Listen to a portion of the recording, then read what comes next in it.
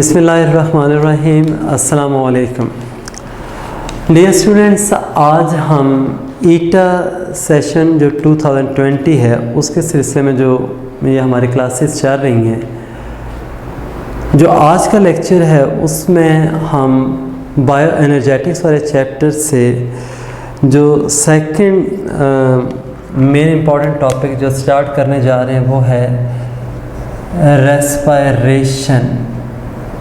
Simply respiration भी कह देते हैं या इसको आप ना सेलुलर रेस्पायरेशन भी कह सकते हैं।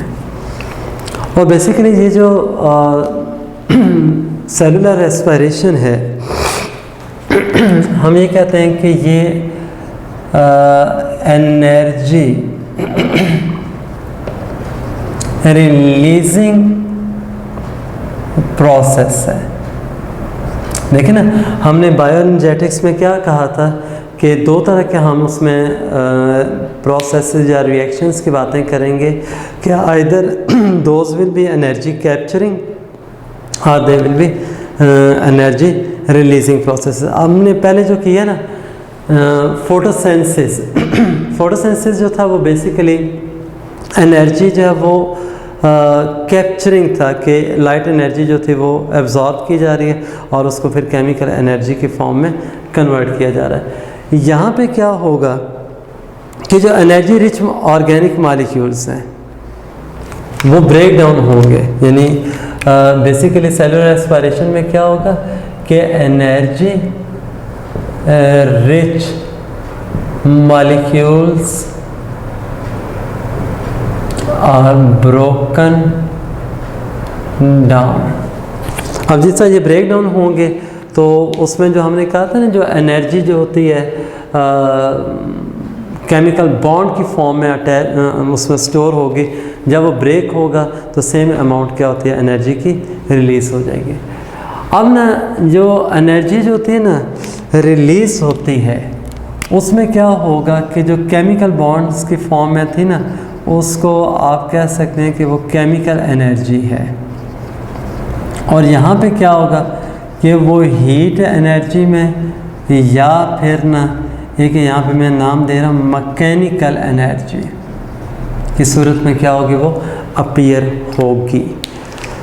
अच्छा, अब ना ये जो रेस्पायरेशन का प्रोसेस है ये हम ये कहते हैं नॉर्मली वो ब्रेक डाउन करेगा फूड सब्सटेंसेस को या एनर्जी रिच मॉलिक्यूल्स को किस में जी, इन द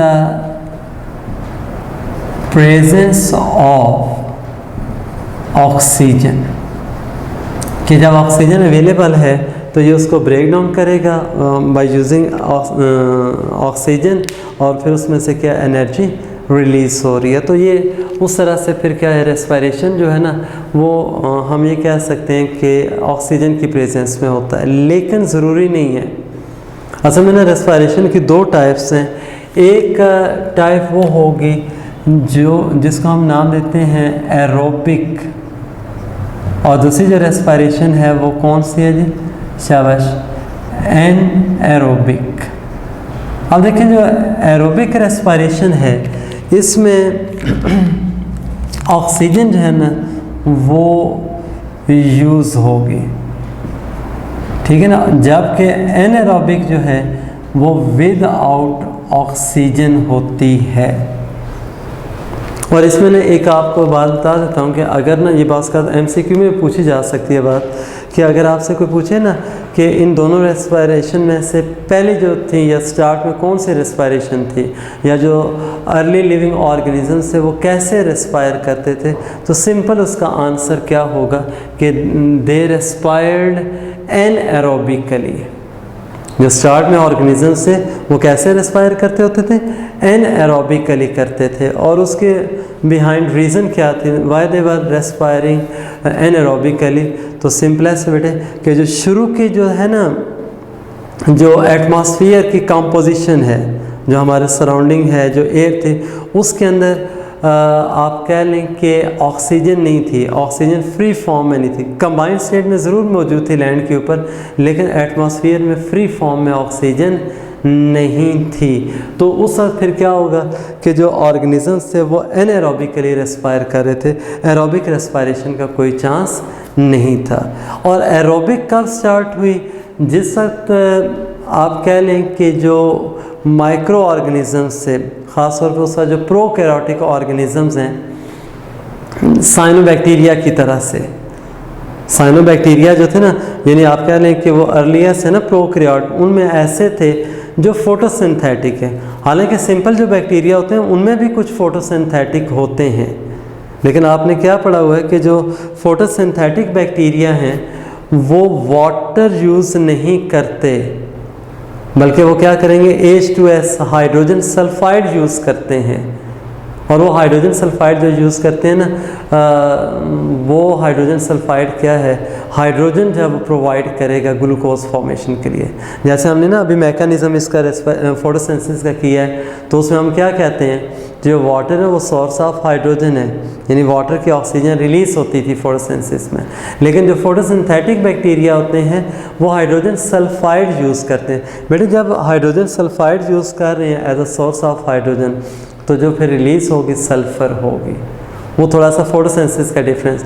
लेकिन जब वो prokaryotic organism just like cyanobacteria जो हैं, when they started using water rather than hydrogen sulphide, और ज़रा पॉइंट नोट करने वाला है कि when prokaryotic photosynthetic organism started using water instead of hydrogen sulfide, that was a time when oxygen was first introduced into the environment।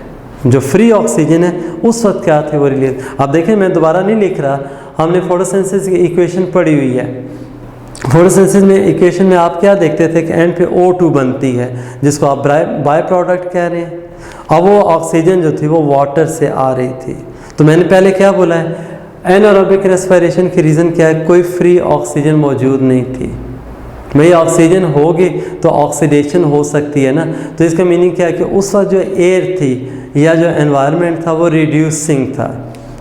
यानी ये भी एक MCQ बन सकता है कि जो स्टार्ट में जो एनवायरनमेंट था, जो एटमॉस्फेयर था वो रिड्यूसिंग था कि उसमें ऑक्सीजन नहीं थी।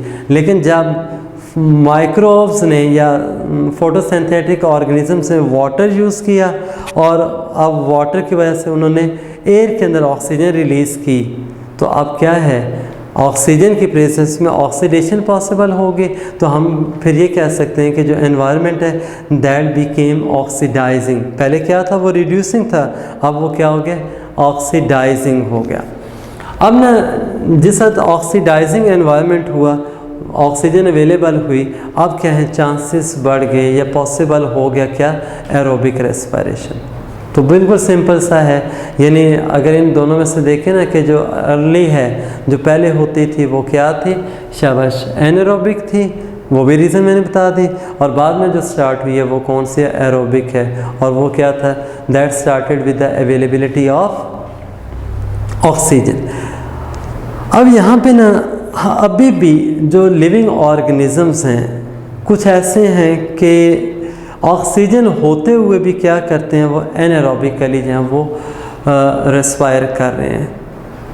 इंशाल्लाह हम ये चैप्टर 6 के अंदर भी ना जो प्रोकैरियोट्स वाला बैक्टीरिया वाला चैप्टर, उसमें भी ये बात करेंगे। रेस्पायरेशन के लिहाज से हम बैक्टीरिया को डिफरेंट कैटेगरीज में डिवाइड करेंगे। वहाँ पे मैं आपको बताऊंगा कि एरोबिक बैक्टीरिया भी होते हैं, एनारोबिक भी हैं, फिर उसके बाद ना फैकल्टेटिव भी हैं। यानी एरोबिक तो वो जो ऑक्सीजन रेस्पिरेशन में यूज़ करें, एनारोबिक बेशक ऑक्सीजन है वो फिर भी क्या है, एरोबिकली रेस्पायर नहीं करेंगे, एनारोबिक करते हैं। और फैकल्टेटिव क्या है, ऑक्सीजन होगी तो एरोबिक, नहीं है तो एनारोबिक। और एक वो होते हैं कि जो बहुत कम ऑक्सीजन यूज़ करते हैं, माइक्रो एरोफिलिक। बहरहाल ये मैं बाद में बताऊंगा आपको। तो एनीवे जो बैक्टीरिया हैं, फंजाई के कई टाइप्स हैं, जैसे यीस्ट है, वो भी एनारोबिकली रेस्पायर कर सकते हैं। मीनिंग क्या, ऑक्सीजन बेशक एनवायरनमेंट में आ गई है, लेकिन हम ये नहीं कहते कि एनारोबिक रेस्पायरेशन अब नहीं हो रही, होती है। कुछ जो इंडिविजुअल्स हैं या ऑर्गेनिजम्स हैं वो परमानेंटली क्या है, एनारोबिकली रेस्पायर कर रहे हैं, अभी भी वो ऑक्सीजन हो भी तो उसको यूटिलाइज नहीं करते। लेकिन कुछ ऐसे ऑर्गेनिजम्स भी हैं कि नॉर्मली वो एरोबिकली रेस्पायर करते हैं, लेकिन अगर ऑक्सीजन एब्सेंट है या डेफिशिएंट हो जाए, under such condition they can also carry out anaerobic respiration. उसकी मैं आपको एग्जांपल दे देता हूँ। देखें जैसे हम ना कोई भी एक एक्सरसाइज है या गेम है फर्स्ट टाइम करते हैं, तो हमारे जो बॉडी के मसल्स वगैरह है ना वो उस गेम या एक्सरसाइज के लिए क्या थे, यूज टू नहीं थे। तो जब यूज टू नहीं है तो उस तरह से उनके अंदर क्या है, नंबर ऑफ माइटोकॉन्ड्रिया भी कम होगा, मायोग्लोबिन प्रोटीन जो होती है वो भी कम होती है, यानी वो इतनी ज़्यादा ब्लड सप्लाई भी नहीं होगी, ऑक्सीजन की जो है वो डेफिशिएंसी। तो जैसे आप हार्ड किस्म के या स्ट्रेनस एक्सरसाइज जब स्टार्ट करेंगे, एनर्जी डिमांड बढ़ेगी, तो अब एरोबिकली वो डिमांड जो है वो फुलफ़िल नहीं होगी। तो हमारे मसल के सेल्स फिर क्या करेंगे, वो जो ग्लूकोज होता है उसको एनएरोबिकली जब वो ब्रेक करना शुरू कर देते हैं। और ये आगे चल के ना मैं आपको पढ़ाऊँगा भी इसी चैप्टर के अंदर। और वैसे भी आपने मसल्स वाला जो सेकेंड ईयर में पढ़ा था उसमें भी एक बात की थी, मसल फैटीग की। तो उसमें क्या होता है, जब मसल्स होते हैं when they become deficient in oxygen they will start breaking the glucose anaerobically.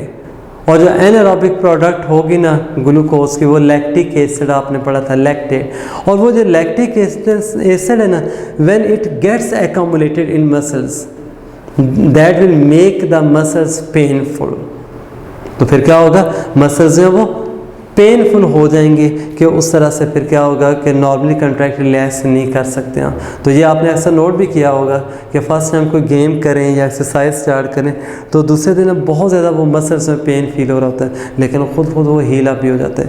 Reason उसके बिहाइंड मैंने आपको क्या बता दी, शाबाश, कि उसमें क्या था, जो लैक्टिक एसिड प्रोड्यूस होता है एनारोबिक रेस्पायर।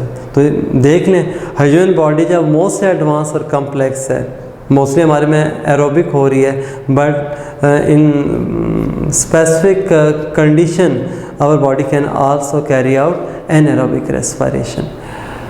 तो बेटे ये जो एरोबिक और एनारोबिक की मैं बातें कर रहा हूँ ना, मैं थोड़ी सी अब डायरेक्ट ये कुछ बात करूँगा कि ऑर्गेनिजम्स जब ऑक्सीजन नहीं थी एनारोबिकली जो थे ना उसको ब्रेक डाउन कर रहे थे, लेकिन जब ऑक्सीजन अवेलेबल हुई तो उन्होंने एरोबिकली करना शुरू कर दिया। तो एनारोबिक क्यों छोड़ दिया, उसके बिहाइंड रीज़न क्या है?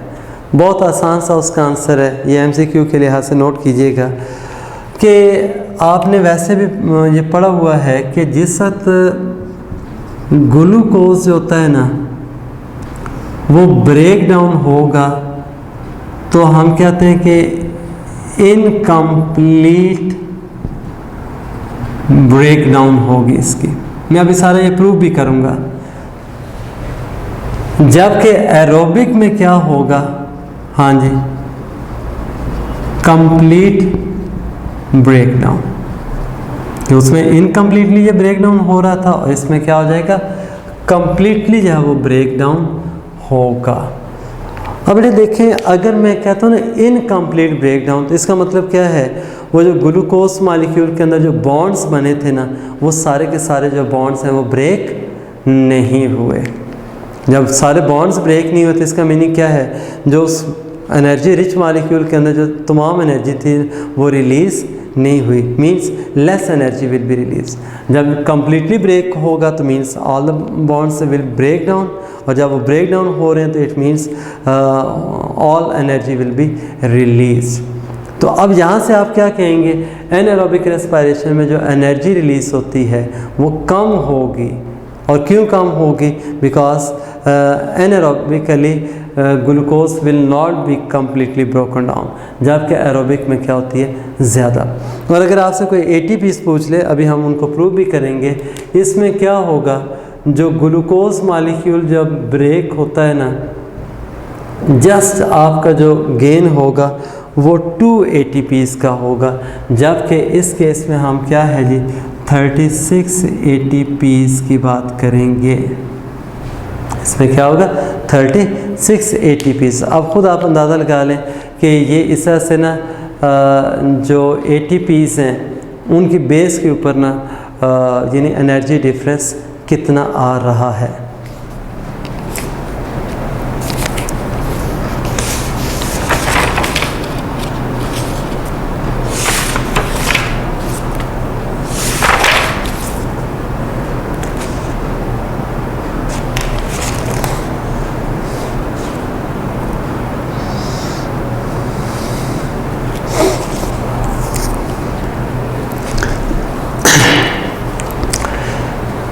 अच्छा बेटे,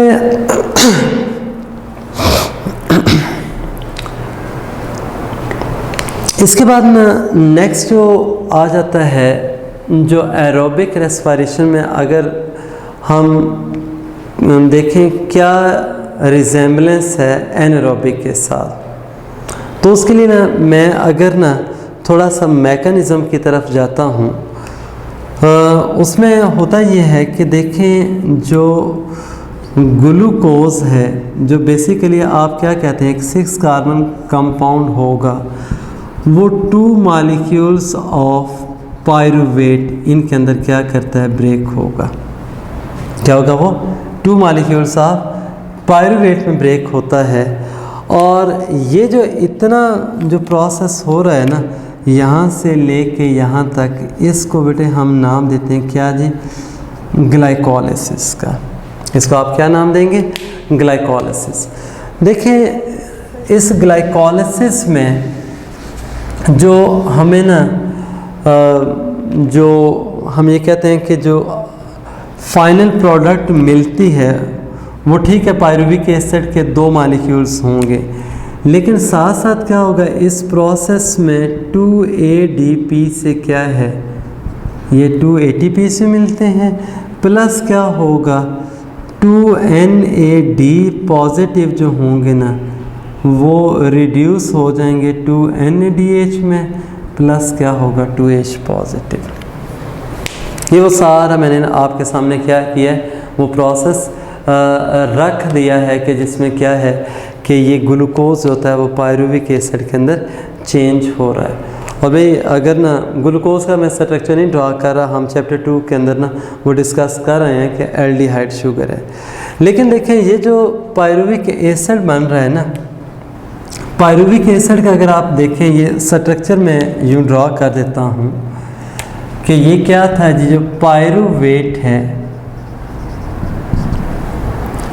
बेसिकली इसमें क्या होता है CH3 C double bond O C double bond O OH, यानी यहाँ से अगर आप इसका फार्मूला भी लिखना चाहें ना तो फार्मूला सिंपली भी मॉलिक्यूलर भी लिख सकते हैं C3H4O3। ये क्या है पायरुविक एसिड का जो फार्मूला है। तो देखें ये जो पायरुविक एसिड का जो मॉलिक्यूल बन रहा है कितने मॉलिक्यूल्स बने हैं 2। अगर दोनों मॉलिक्यूल्स के हम ऐड करते हैं ना तो वो कितना बनता है C6H8O6। H8 आ रहा है, 4 हाइड्रोजन जब वो कम है तो उसमें क्या होगी 2 हाइड्रोजन, तो क्या होगा 2 मॉलिक्यूल्स ऑफ NAD को रिड्यूस करेंगे NADH में। बाकी जो 2 हाइड्रोजन्स होती हैं वो H पॉजिटिव आयन की फॉर्म में क्या होंगी रिलीज हो जाएंगी। ये क्या था, ये ग्लाइकोलिसिस के दौरान हो रहा है। अभी हम मैकेनिज़्म के साथ भी इसको देखेंगे तो आप ये फील करेंगे कि ये मैकेनिज़्म में भी ऐसे ही हो रहा है। अब देखें जब ये पायरुविक एसिड बना या पायरुवेट बना है, इसमें किसी किस्म की जो है वो ऑक्सीजन वो यूज़ नहीं हो रही, no oxygen use or utilise. ये बड़ा इम्पॉर्टेंट है कि इसके दौरान हमने क्या है कोई ऑक्सीजन जो है वो यूज़ नहीं की। अब देखें हम अगर एरोबिक और एनारोबिक दोनों को लेके आते हैं ना तो हमने क्या कहा था एनारोबिक में ऑक्सीजन जो है वो यूज़ नहीं होती, और ये एनारोबिक कब होगी जब ऑक्सीजन अवेलेबल नहीं होगी। एरोबिक जो है वो ऑक्सीजन यूज़ करती है। अब देखें अगर ग्लाइकोलिसिस में ऑक्सीजन यूज़ नहीं हो रही तो इसका मीनिंग क्या हुआ, जब रेस्पिरेशन स्टार्ट होगी चाहे वो ऑक्सीजन अवेलेबल है या एब्सेंट है, दोनों केसेस में दोबारा सुन लें कि जब ये रेस्पिरेशन स्टार्ट होगी तो जो स्टार्ट वाला स्टेप है ग्लाइकोलिसिस, उसमें कोई ऑक्सीजन यूज़ नहीं होती। तो इसका मीनिंग क्या हुआ, वेदर ऑक्सीजन इज अवेलेबल और नॉट, ग्लाइकोलिसिस विल अक्कर। देखें ना, जब इस प्रोसेस ने जब ऑक्सीजन को यूज़ ही नहीं करना तो ऑक्सीजन है या नहीं है, ग्लाइकोलिसिस होगा। तो बेटा एक पॉइंट बड़ा नोट कर लें एमसीक्यू के हवाले से। तो जो दोनों है ना रेस्पिरेशन की टाइप्स, एरोबिक और एनारोबिक, उनका जो पहला स्टेप होगा वो क्या है, ग्लाइकोलिसिस है। अब देखें ये दोनों में क्या है, एक कॉमन आ गया, क्या, एरोबिक और एनारोबिक की जो पहली फेज होती है उसमें ऑक्सीजन यूज़ नहीं होगी, और दोनों की पहली फेज क्या है, सेम है, और वो कौन सी है, ग्लाइकोलिसिस। और ग्लाइकोलिसिस में क्या हो रहा है कि जो ग्लूकोज का एक मॉलिक्यूल है that will separate, that will break down into 2 molecules of pyruvic acids. अब देखिए ये जो पायरुविक एसिड, इस तरह से हमारे पास 2 मॉलिक्यूल्स बने ना, तो इस प्रोडक्ट की, अब चूँकि ये एनर्जी को गेन करने के ना, या एनर्जी ये रिलीजिंग प्रोसेस हम कर रहे थे, तो बेटे इसमें ना जो मेन पॉइंट आ जाता है वो ये है कि जो ग्लूकोज का एक मॉलिक्यूल जब पायरुविक में कन्वर्ट हो रहा है तो how many ATPs will be obtained, just 2 ATPs. यानी आप देखें इसमें जो हमारे पास गेन है वो क्या होगा, 2 एटीपीज का होगा। तो अब इस प्रोसेस के दौरान जब वो इतनी ज़्यादा एनर्जी रिलीज हुई पहले स्टेप में, जस्ट 2 एटीपीज। हाँ, अभी मैं मैकेनिज्म की जब बात करूँगा ना तो इसको भी मैं फर्दर जब वो 2 फेजेस में जब वो डिवाइड कर दूँगा, एक को हम प्रेपरेटरी फेज़ का नाम देंगे, उसको हम दूसरा एक इन्वेस्टमेंट फेज़ भी कहेंगे, कि उसमें हम ना शुरुआत करते हैं कि आप ना ग्लूकोज को ब्रेक करने जा रहे थे जस्ट टू गेन एनर्जी, लेकिन जो स्टार्ट होगा वो ऐसा होगा कि first of all you need ATPs, you will utilise ATPs to break down glucose molecule. लेकिन जब वो शुरू में हम 2 ATPs को यूज़ करेंगे, अब वो ग्लूकोज की ब्रेक डाउन जब स्टार्ट होगी तो लास्ट में क्या होगा, एक पे ऑफ फेज़ होती है, ठीक है ना, जो ऑक्सीडेटिव फेज़ भी उसको हम कहते हैं या पे ऑफ फेज़ कहेंगे। उसके दौरान क्या होगी, एनर्जी रिलीज होगी, और कितनी होगी, 4 ATPs। जो प्रेपरेटरी थी उसमें आपने 2 ATPs यूज़ किए, और पे ऑफ फेज़ में आपको वापस कितने मिले, 4 ATPs। तो नेट गेन कितना होगा, जस्ट 2 ATPs का। तो एनीवे ये जब मैं मैकेनिज्म पूरा भी समझाता हूँ तो उसमें ये आपको बात मज़ीद क्लियर हो जाएगी। अब ना देखें ये जो पायरुवेट बना है ना, ये ठीक है विदाउट यूटिलाइजेशन ऑफ ऑक्सीजन बन गया, इसलिए मैंने कहा है कि एरोबिक एनारोबिक का ये पहला स्टेप क्या था, सेम था। डिफरेंस जो शुरू होना है ना अब यहाँ से होना है कि अगर ऑक्सीजन अवेलेबल है तो ये क्या करेगा, this pyruvate will take the aerobic route. ये कौन सा लेगा, एरोबिक रूट। और एरोबिक रूट में बता देता हूँ कि सबसे पहले ये क्या है, एसिटाइल कोएंजाइम A में कन्वर्ट होता है, वह एसिटाइल कोएंजाइम 8 क्रेब्स साइकिल के दौरान ब्रेक होगा कार्बन डाइऑक्साइड की फॉर्म में, और बाकी उसमें आखिरी आ जाएगी इलेक्ट्रॉन ट्रांसपोर्ट चेन। क्यों कि ये जितने जैसे ये बने ना NADH ग्लाइकोलिसिस के दौरान, वो जिस वक्त पायरुविक एसिड ऑक्सीडाइज होता है उस वक्त भी NADH बनेगा। क्रेब्स साइकिल के दौरान NADH भी बनता है और उसके साथ FADH या DH2 भी बनेगा। और ये NADH FADH जितने भी बन रहे हैं ना, ये बेसिकली क्या होते हैं, एनर्जी रिच मॉलिक्यूल्स होते हैं।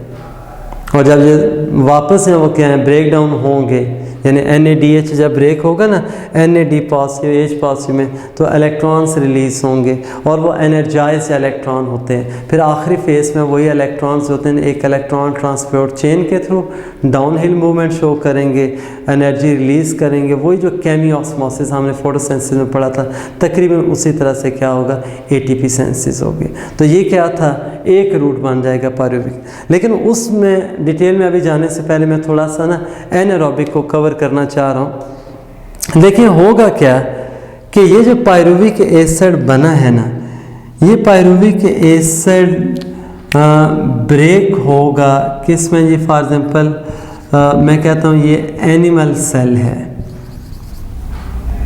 ठीक है ना। एनिमल सेल में जो एनएरोबिकली जो पायरूवेट है वो फर्दर कैसे ब्रेक होता है, बी अटेंटिव। होता ये बेटे कि इसमें ना जो फर्स्ट फेज में आपने ये NADH प्रोड्यूस किए थे, ये देखने में उसी तरह से ये लिख रहा हूँ 2NADH प्लस के 2H पॉजिटिव। बेटे ये वापस किस में कन्वर्ट हो जाएगा, 2NAD पॉजिटिव में। ये किस में कन्वर्ट हो गया, 2NAD पॉजिटिव के अंदर। अब देखें ये H पॉजिटिव और हाइड्रोजन किधर जा रहे हैं, इसका मीनिंग क्या हुआ, ये जो हमारे पास दो मॉलिक्यूल्स बने थे पायरुविक एसिड के, उनमें ऐड होगा। अब देखें जब ये ऐड होगा ना, इधर देखें बेटे ये CH3C डबल बॉन्ड O था ना, तो ये किस में कन्वर्ट होगा, हाइड्रोजन के ऐड होने के बाद डबल बॉन्ड O OH में। फिर कार्बन की जो इक्विवेलेंसी फ्री होती है तो ये H हो जाएगा। बाकी देखें आगे ये क्या है, उसी तरह से C double bond O OH है। तो ये भी मैंने आपके सामने फ़िलहाल कर दिया है। जो स्ट्रक्चर है ना ड्रॉ किया है, ये किसका है जी, लैक्टेट कह सकते हैं या लैक्टिक एसिड। और बेटा अगर आप इसके फार्मूले की तरफ जाएं ना तो ये खुद आप काउंट भी कर लें, फार्मूला क्या होगा, C3H6O3। ये क्या है, वो लैक्टिक एसिड है। ये क्या है, लैक्टिक एसिड। अब ना जो एनारोबिक रेस्पिरेशन है ना, उसका दूसरा नाम जो होता है ना वो क्या है, फर्मेंटेशन। एनारोबिक रेस्पिरेशन को आप दूसरा नाम क्या देते हैं, फर्मेंटेशन। बेटा अगर ना ये फर्मेंटेशन हो रही है ना तो ये पूरा जो प्रोसेस होगा इसको हम क्या कहेंगे, लैक्टिक एसिड फर्मेंटेशन। क्या कहेंगे आप इसको, this is lactic acid fermentation. उसका एंड प्रोडक्ट के लिहाज से क्या देंगे। लेकिन ना एक याद रखें कि ये जो सेकंड हो रहा है जिसमें लैक्टिक एसिड बन रहा है, अब देखो MCQ के लिहाज से हो क्या रहा है कि जो पायरुविक एसिड है उसकी क्या करेंगे आप, रिडक्शन। दोबारा सुन लो कि जो पायरुविक एसिड है वो रिड्यूस हो रहा है, वो रिडक्शन हो रही है। और रिड्यूस कौन इसको कर रहा है, शाबाश, NADH। और ये NADH कब बने थे, ड्यूरिंग ग्लाइकोलाइसिस। अब देखें जैसे मैंने शुरू में ही आपको कह दिया था ना कि एनारोबिक रेस्पिरेशन के दौरान जो एनर्जी है वो हमें कम मिलती है, और उसका मैंने भी खैर रब कर दिया। तो उसमें हमने क्या कहा था कि जो नेट गेन होता है ना, जो नेट गेन है ATPs का, वो कितना था, जस्ट 2 ATPs। और ख़ुद आप देख लेना वो ATPs जो बने हैं ना वो पहले जो ग्लाइकोलाइसिस वाले फेस वाले थे वो ATPs हैं। मज़ीद कोई जो होता है ना, जब पायरुविक एसिड की आप ना रिडक्शन कर रहे होते हैं लैक्टिक एसिड के अंदर, उस दौरान कोई ATP नहीं बनेगा। तो अब आप ख़ुद नोट कर लें कि कितनी कम एनर्जी, उसमें हमने क्या कहा था, 36 या वो क्या है ATPs मिल रहे होते हैं, नेट गेन 36 ATPs का। एनीवे वो जो यानी ऑक्सीडेशन होगी तो एनर्जी बहुत ज़्यादा रिलीज़ होगी, लेकिन यहाँ पे लैक्टिक एसिड क्या है, रिड्यूस कर दिया गया। सेकेंडली देखें जो थे ना एनिमल से हट के फंजाई हैं जैसे, या प्लांट्स हैं, तो प्लांट्स के अंदर क्या होगा, ये यहाँ पे मैं दोबारा से लिख रहा हूँ कि जो प्लांट सेल है इसमें यही वाला जो पायरुविक एसिड बनाया था आपने कि ये 2 मॉलिक्यूल्स हैं किसके जी, पायरुविक एसिड के। ये देखिए मैंने उसका स्ट्रक्चर बना दिया। अब ये प्लांट सेल में डिफरेंटली जब ब्रेक होते हैं, लेकिन यहाँ पे क्या था, हमने उसके डायरेक्ट NADH से ऑक्सीडेशन शो कर दी है।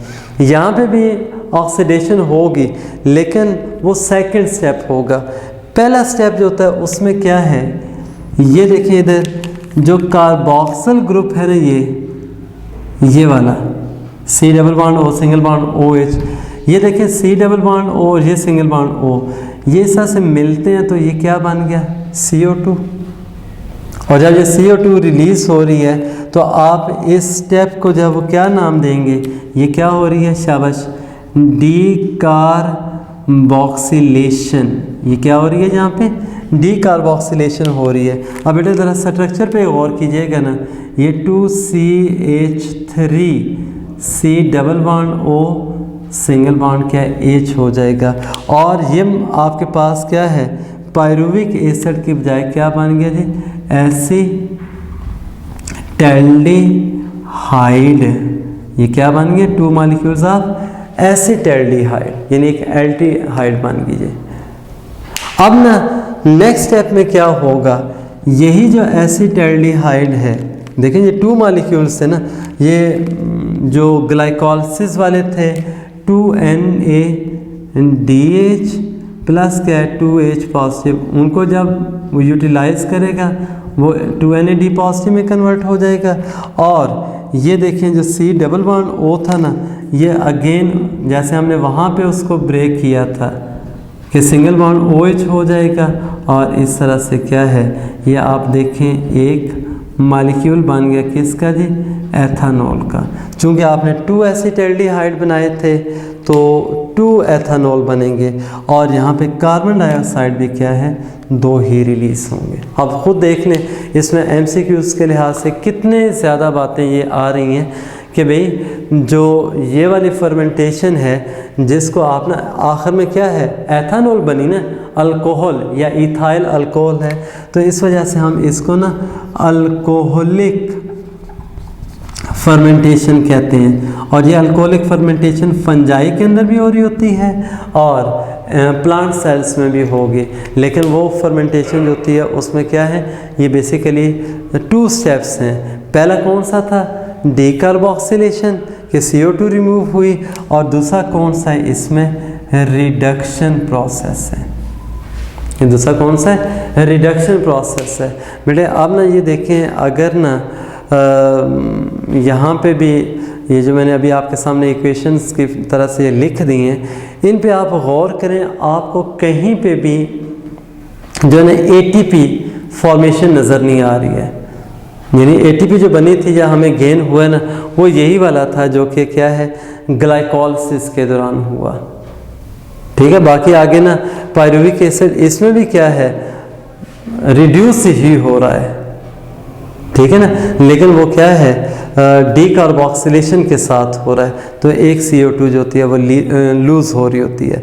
और इस तरह से देखें MCQ का पॉइंट 1, अगर आपसे कोई पूछे ना लैक्टिक एसिड जो होता है ना, ये देखिए मैं C3 लिख रहा हूँ, एथानॉल जब वो क्या है C2 लिख रहा हूँ, ये 2 कार्बन कंपाउंड है।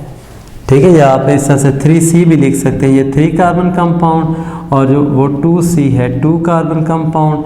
एसिटैल्डिहाइड भी 2 कार्बन कंपाउंड होगा। पायरुविक एसिड जो होता है वो क्या है, 3 कार्बन कंपाउंड होगा। अब ये सारी बातें आपने जहन में रखनी है MCQs के लिहाज से ना, कि अगर ना ग्लाइकोलिसिस के दौरान देखें तो जो H पॉजिटिव आयंस कितने रिमूव होंगे, वो 2 होते हैं। NADH कितने प्रोड्यूस हो रहे हैं, वो 2 हैं। या NAD पॉजिटिव कितने यूटिलाइज हो रहे हैं, ये सारी बातें इस तरह से ना। और फिर इस तरह से ना ATPs कितने बने हैं, वो 2। और इसमें एक याद रखिएगा कि जो रिडक्शन हो रही है पायरुविक एसिड जो होता है ना, चाहे वो अल्कोहल में कन्वर्ट होता है या लैक्टिक एसिड के अंदर, तो वो क्या है, रिडक्शन प्रोसेस है। तो रिडक्शन के दौरान बेटे किसी किस्म की कोई एनर्जी रिलीज़ नहीं हो रही होती, इसलिए फिर क्या होगा, जो हमारे पास टोटली जो एनर्जी गेन है वो कौन सा होगा, जो ग्लाइकोलिसिस से था, उसके अलावा हमें कोई एनर्जी नहीं मिली। आई थिंक ये सारी बातें यहाँ तक आपके क्लियर हो गई होंगी। ये बेटे हमने ना अभी जो किया है ना, वो एक एनारोबिक पाथवे है। ठीक है, अब मैं इधर एरोबिक पाथवे की तरफ आता हूँ। इन एडवांस आपको इस तरह से कह देता हूँ कि ये जो एरोबिक पाथवे है वो उसमें 4 स्टेप्स होंगे। ऑब्वियसली जो पहला हमने यहाँ पे पढ़ लिया है ग्लाइकोलिसिस, इसमें भी होगा। ठीक है, फिर उसके बाद ग्लाइकोलिसिस में जो पायरुविक एसिड बनता है वो क्या है, ऑक्सीडाइज होगा, यानी ऑक्सीडेशन ऑफ पायरुवेट होगी। अब जो ऑक्सीडेशन के बाद जो पायरुवेट जो है वो कन्वर्ट हो जाएगा एसिटाइल कोएंजाइम ए के अंदर, वो फर्दर ब्रेक डाउन होगा किस में जी, क्रेब्स साइकिल में। अब देखें जैसे हमने ग्लाइकोलिसिस में भी NADH बनाए थे, ऑक्सीडेशन ऑफ पायरुवेट होगी, हाइड्रोजन रिमूव होंगे, फिर NADH प्रोड्यूस होगा। क्रेब्स साइकिल के दौरान भी, ये मैं आगे चल के बताता हूँ, 3 स्टेप्स आएंगे जिनमें हम ना NADH और एक स्टेप होगा जिसमें FADH2 बनाएंगे। तो उनके जो NADH FADH2 हैं, ग्लाइकोलिसिस वाले जो NADH हैं या ऑक्सीडेशन ऑफ पायरुवेट के जो NADH होते हैं, ये सारे के सारे जो चौथी फेज़ होगी जिसको आप क्या है इलेक्ट्रॉन ट्रांसपोर्ट चेन कहते हैं, उसके दौरान ये ब्रेक होके इलेक्ट्रॉन्स लूज़ करेंगे, वो डाउन हिल मूवमेंट शो करेगा और करते करते क्या है जो एनर्जी रिलीज़ होगी उससे हम ATP बना लेंगे। तो यानी ये जो 4 स्टेप्स होंगे ये किसके होंगे, एरोबिक के। तो जो एनारोबिक होती है उसमें 2 स्टेप्स होते हैं, पहला क्या है ग्लाइकोलिसिस होगा और दूसरा जो स्टेप आता है वो क्या होता है रिडक्शन ऑफ पायरुवेट या पायरुविक एसिड। अब हम ना एरोबिक से स्टार्ट लेते हैं और एरोबिक में सबसे पहला क्या करेंगे जी, ग्लाइकोलिसिस। एरोबिक में कौन सा करेंगे हम, ग्लाइकोलिसिस। एरोबिक रेस्पिरेशन, देखिए अभी हमने क्या कहा था कि जो एरोबिक रेस्पिरेशन है उसकी 4 फेजेस हैं और उनमें जो फर्स्ट वन है वो क्या है ग्लाइकोलिसिस। वो कौन सी है जी, यानी ये पहली फेज़ है ग्लाइकोलिसिस। और ये ना फेज़ होती है बड़ी इम्पोर्टेंट इस तरह से है कि जो अभी हम कैरेक्टर्स इसके बारे में पढ़ चुके थे कि ये क्या होगी, रिक्वायर्स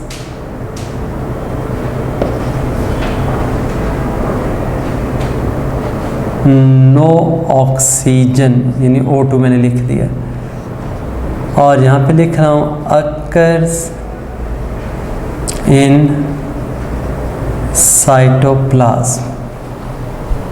ठीक है, ये कहाँ पे होगी, साइटोप्लाज्म। अब ये देख लें, ये जो अगर ना ग्लाइकोलिसिस जब वो साइटोप्लाज्म में हो रही है तो इसका मीनिंग क्या हुआ, पायरुवेट जो होता है ना वो भी कहाँ पे बना, साइटोप्लाज्म के अंदर। ठीक है, ग्लूकोज है वो स्प्लिट हुआ पायरुविक एसिड या पायरुवेट के अंदर, वो कहाँ पे हुआ, साइटोप्लाज्म में। और वो जो ATPs बने हैं, जो ग्लाइकोलिसिस की हमने इक्वेशन लिखी थी ना, जो ATPs उसमें लिखे थे, वो भी कहाँ पे अवेलेबल हैं, साइटोप्लाज्म के अंदर।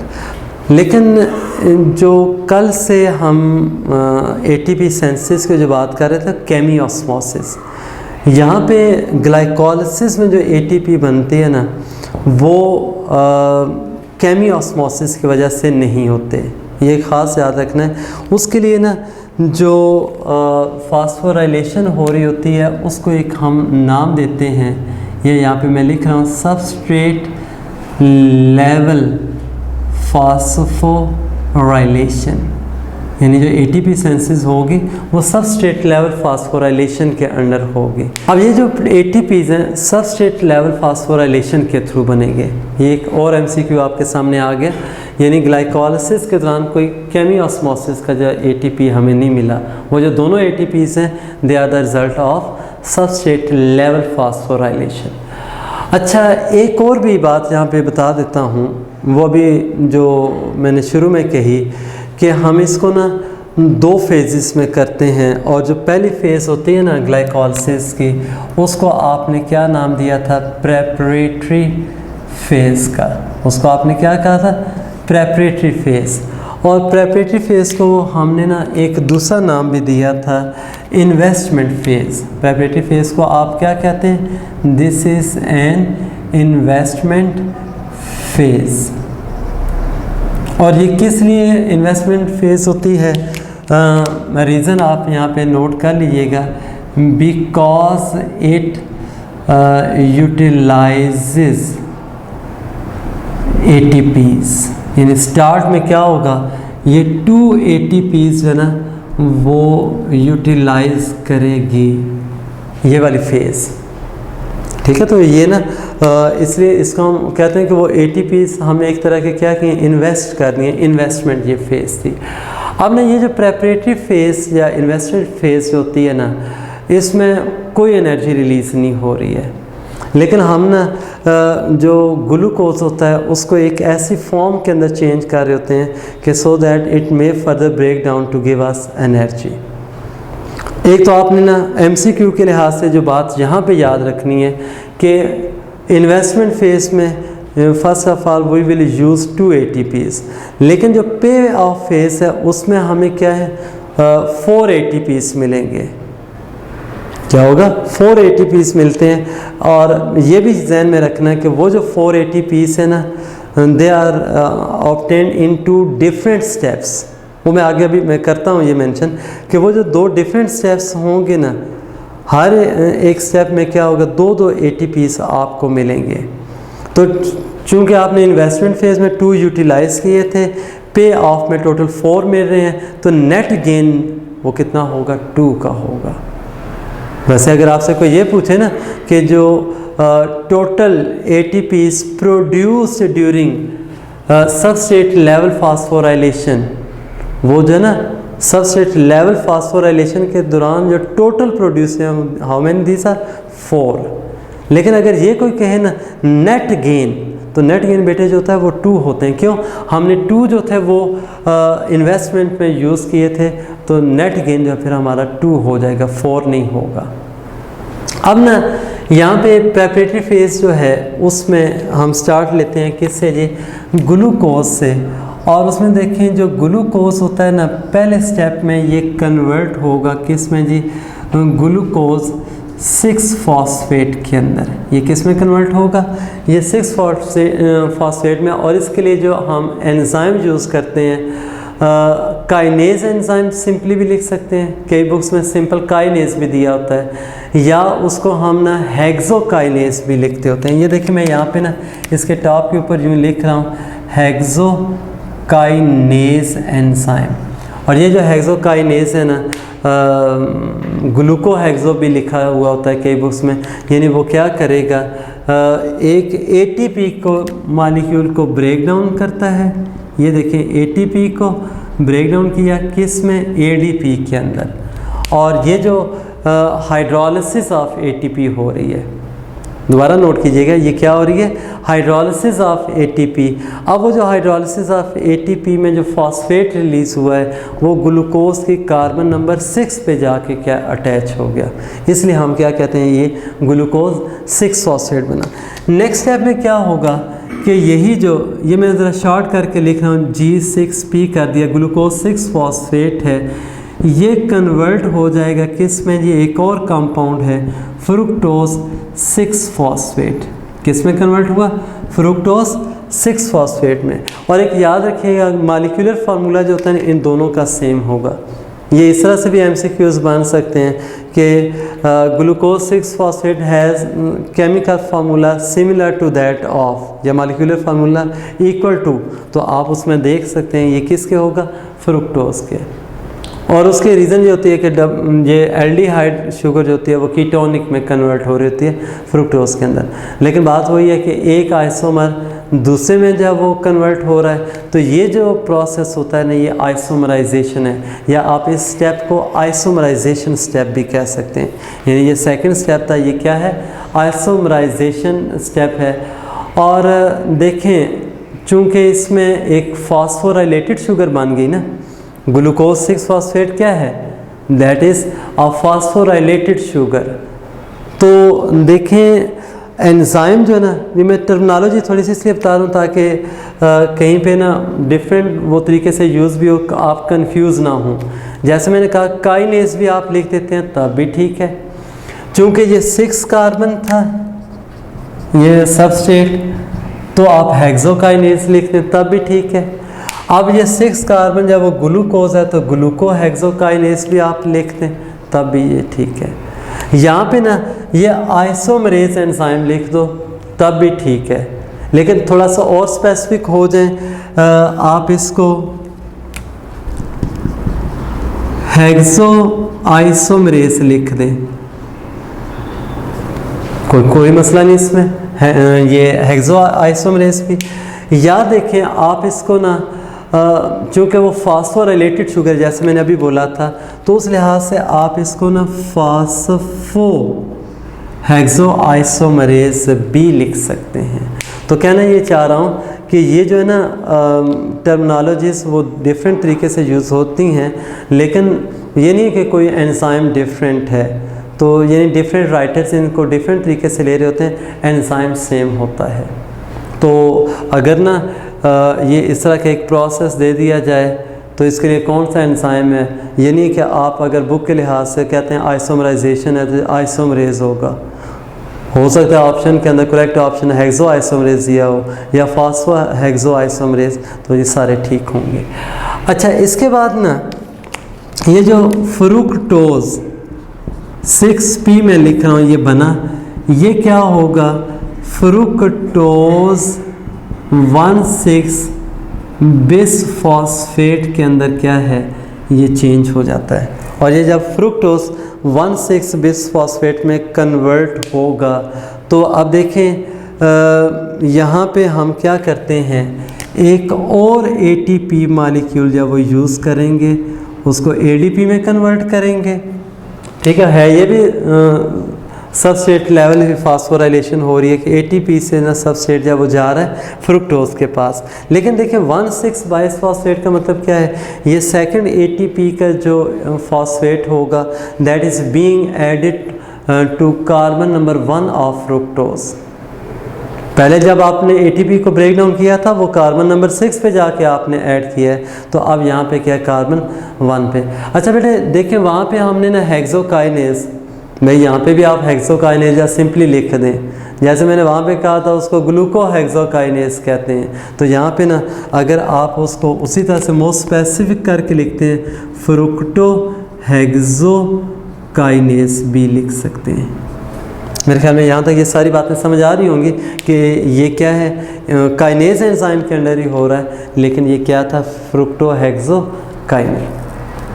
अब नेक्स्ट आ जाता है ये जो फ्रुक्टोज 1,6 बिसफॉस्फेट बना, फ्रुक्टोज 1,6 ये बिस P में लिख रहा हूँ शॉर्ट करके, ये जो है वो स्प्लिट होता है, ये बेटे मैं G3P लिख रहा हूँ, आप पूरा लिख लीजिएगा, ग्लिसरल्डिहाइड 3 फॉस्फेट।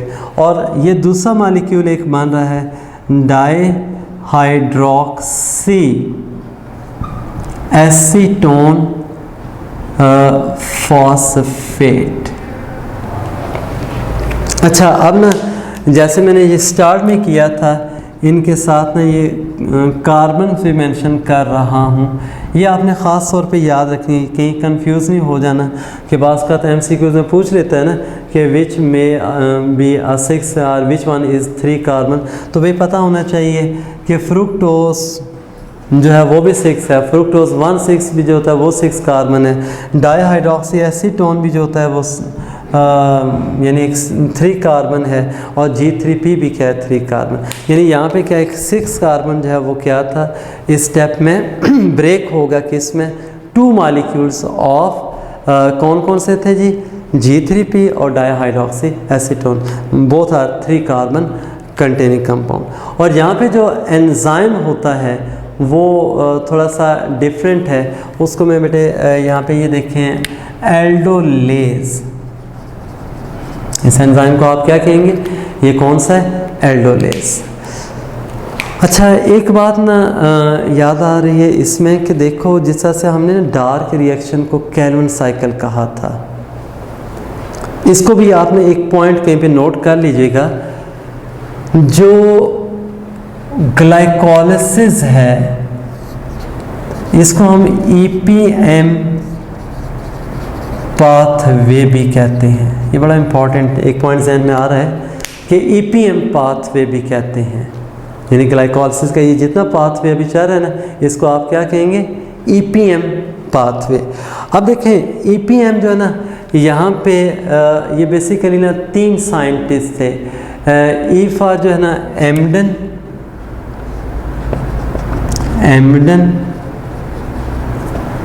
और P जो है वो परनास और M जो है वो क्या है, मेयरहोफ। ये बेसिकली वो 3 साइंटिस्ट थे, उनके ना हमने नाम का फर्स्ट लेटर लिया हुआ है, एमडम, परनास और M मेयरहोफ। तो EPM पाथवे भी कहते हैं, ये जहन में आपने रखना है। तो यानी EPM पाथवे जो वो किसके लिए, ग्लाइकोलिसिस के लिए यूज़ होता है।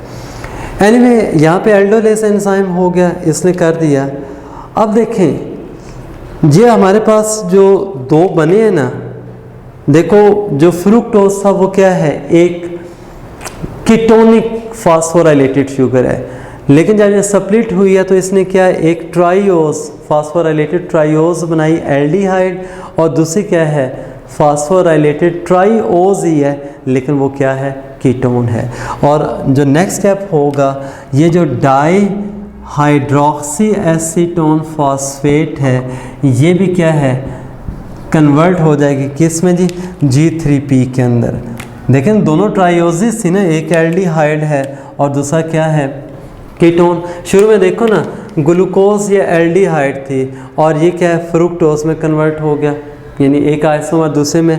यहाँ पे ये कीटोन है और ये क्या है, एल्डिहाइड में। वो एल्डिहाइड कीटोन में हुई थी यहाँ पे सेकंड स्टेप में, और यहाँ पे एक कीटोन क्या है, एल्डिहाइड में। तो वहाँ पे आपने ना हेक्सो आइसोमरेज एंजाइम यूज़ किया था।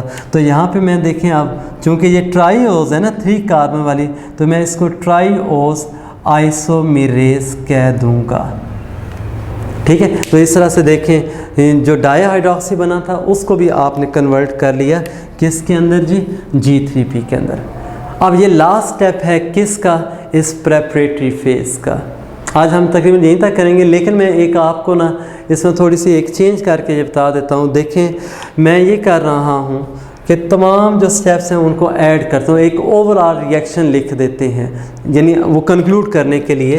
तो देखें जो दोनों साइड पे होंगे वो उनको आप कैंसिल कर दें, G6P यानी ग्लूकोज 6 फॉस्फेट कैंसिल हो रहे हैं, फ्रुक्टोज 6 फॉस्फेट भी हो रहा है, फ्रुक्टोज 1,6 बाइफॉस्फेट भी हो रहा है, डाईहाइड्रोक्सी एसीटोन भी हो रहा है। हो गया। अब देखें इस साइड पे आपके पास जो फाइनल बचा है वो क्या है, ये ग्लूकोज है जो 6 कार्बन आपने लिया था, और इस साइड पे देखें ये सारे ये कैंसिल हैं, एक ये और ये दूसरा, ये 2 मॉलिक्यूल्स किसके हैं आपके पास, G3P के हैं, ठीक हो गया। और साथ ही देखें एक ATP यहाँ पे यूज़ किया, दूसरा ATP यहाँ पे, यानी क्या है 2 ATPs जो है ना वो कन्वर्ट हुए किस में, 2 ADPs के अंदर। अब आप खुद देख लें कि ये क्या है, फाइनल इक्वेशन है तो किसकी जी, प्रेपरेटरी फेज के लिए। और उसमें आप लिख सकते हैं कि ये ग्लूकोज मॉलिक्यूल जो है वो क्या है, 2 मॉलिक्यूल्स ऑफ G3P के अंदर जो है वो कन्वर्ट हो गया। आज के लिए बेटे इतना ही काफ़ी है। इंशाल्लाह ना कल यहीं से मैं स्टार्ट करूंगा जो पे ऑफ फेस होगी। तो आपने कोशिश करना है ये जितने मैंने पॉइंट्स डिफरेंट एंगल से बताए हैं ना, इन सब को इसी तरह से आपने याद करना है और कवर करना है। तो इंशाल्लाह हम कल जो है वो पे ऑफ फेस करेंगे और आगे इसको लेके चलेंगे जो रिमेनिंग फेजेस हैं। थैंक्स वेरी मच एंड अल्लाह हाफिज़।